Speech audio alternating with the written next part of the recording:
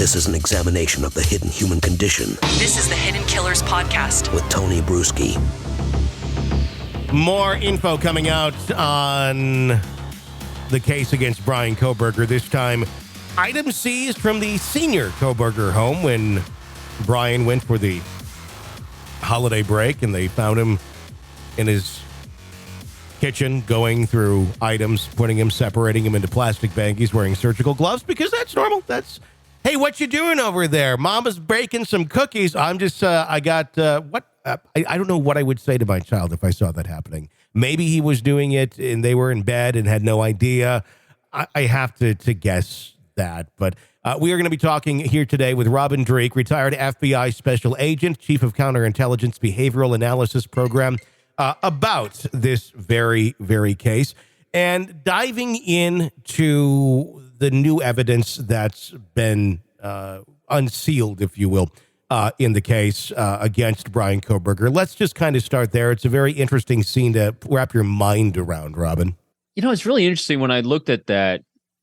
I always kind of go with the first emotional impressions we get when we see something or we experience something, because that's generally a pretty good indicator of what we, relate to in life. And early on, when they first, apprehended him, the first thought I had was, wow, what a basic approach to doing something so complex, because, here's a kid that's studying criminology. He's, going for advanced degrees and in profiling and all these things. And yet he seemed to execute it at a really basic rudimentary level with like no practical experience, obviously. Mm-hmm. Thank God, actually. And then when I saw the search return, the things in there like the masks and all these different things, the initial impression I got was this is a kid that was given a high school assignment to murder someone, and this is what he came up with. Essentially, yes. Yeah, and the thing, and here's why that also resonates with me, is because every time you see him, granted, we don't know what's going on in the mind, so judging a book by its cover, yeah, the cover set, gives you a very small glimpse of what the chapters are like inside, but it does give you a little bit. And so when I'm looking at the cover of him as a book, he always looks shocked and surprised that he was caught. Mm-hmm. And again, it gives me that impression of this kid that was a really good student, as people have said, smart, and he's shocked he failed his exam of how to commit a murder. Do you think he thought that he was being really advanced and really sneaky and strategic? Yeah, I think so. His look of surprise and the initial questions he had for the cops when they showed up of, have you found anyone else? Have you interviewed anyone else, or whatever that was? That's again that initial shock of there must be someone else because you couldn't be just me. So yeah, that's and also when he was pulled over by his dad, some of the body cam footage also looked, annoyance. That they were pulled over. It was just really interesting to me. His whole demeanor throughout this has been one of kind of shock that I'm smarter than everyone else, and I can't believe you caught me. What did you make of that back when we're talking about when he initially got arrested and he made that statement of, did you get anyone else? Because I think that played on the surface to a lot of us of, was there more than one person involved with you doing this? Or was that almost like in his mind, he thought he was being tricky and throwing people off?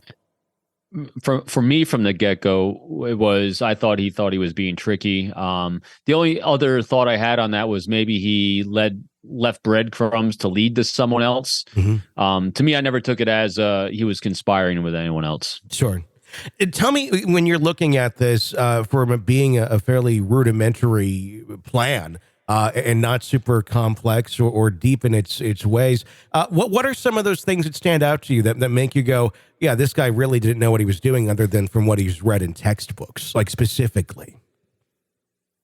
Still I think the way he apparently looked like he turned on and off his cell phone, he didn't understand the broader spectrum of how we baseline or how professionals baseline based on experience. He read, hey, or knew, whether he read or knew, like, hey, we're going to look at cell phone data. So when you go to the residence to stake it out, turn it off. Mm-hmm. Just right obvious beforehand. things things that almost look more suspicious than not. Yeah. In other words, so instead of doing it right before then, get a completely different cell phone, leave it turned off, and keep it at home always. Never bring it with you. I mean, there's just, again, the execution seemed to be him reading that they're going to do X, Y, and Z. So make sure you do X, Y, and Z right before you do it. Same thing with, again, the big telling one to me was, putting your trash in the neighbor's trash can across the street. Because he knew that they're going to search your trash. Okay, then I won't have it in my trash. I'll put it in the guy's next to me. Those types of things to me say, wow, this is someone that read it in a book and thought he's really smart because he read it really, really good, and probably no one else read like as deeply as me, or read as many sources as I have read. So I know this, but he had no experience with doing it.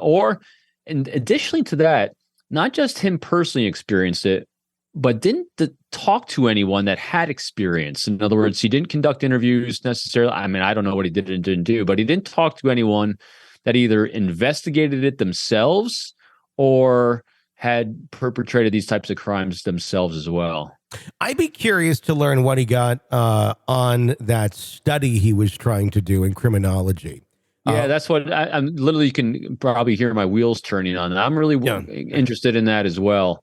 The other thing that was really striking to me on this too, because you don't know what defense is allowing, not allowing, or when he lawyered up, but the whole, his text string from when he was younger too, when he was basically being pretty open with the pain and confusion he was experiencing.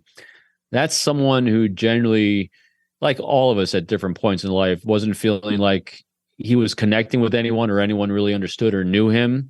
And I don't think it would take much for someone to non-judgmentally have a conversation with him, and if not a confession, but get leakage on different aspects of him and what was going on. I mean, hell, he was doing it if all these different personas he had on all these different social networking sites anyway, where someone says that, we think the killer is here or there or anywhere, and he's actually chiming in, no, I don't think so. I mean, he was actually given leakage in other places already. So I would imagine a great interviewer would be able to get an awful lot out of him. Yeah, it would be interesting to try and just speak to his inner sadness, if you will, because I mean, I think a lot of this comes from that.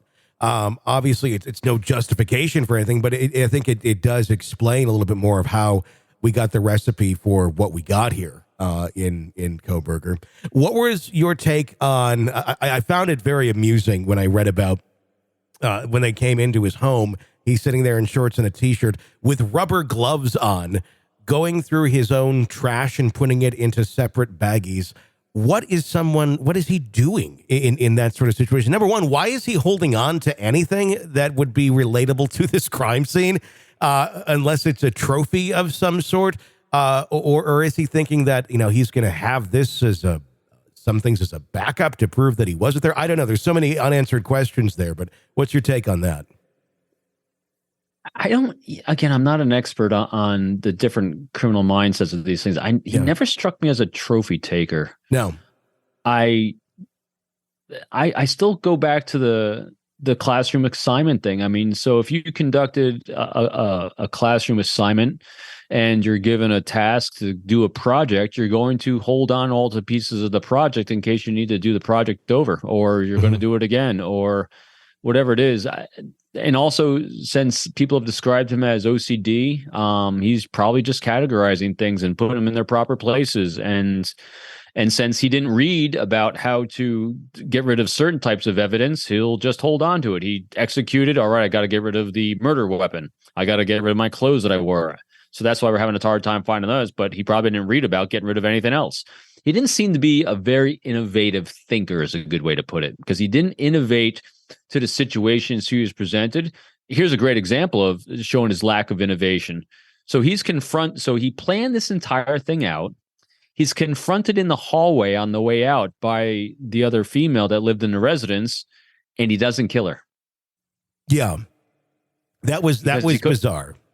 Yeah. Well, if you look at the pattern of his behavior and the pattern of his life as an arc, it really fits. because he's structured, he's methodical, and he doesn't deviate from his OCD plan. Sure. And since encountering an unknown individual in a household wasn't part of his plan, he didn't know what to do and just kept going. This is an examination of the hidden human condition. This is the Hidden Killers The Podcast Hidden Killers Podcast. with Tony Bruschi. More to come with Robin on the Kohberger situation, driving a little bit deeper into everything that's been happening in the last couple of weeks here, that's been revealed in the last handful of weeks. And we'll dive deeper into his story, maybe what happened earlier in life to make Kohberger the way he became. Press subscribe so you don't miss that part of the conversation. It's coming up on the feed here very soon. My name is Tony Bruschi. Stay with us.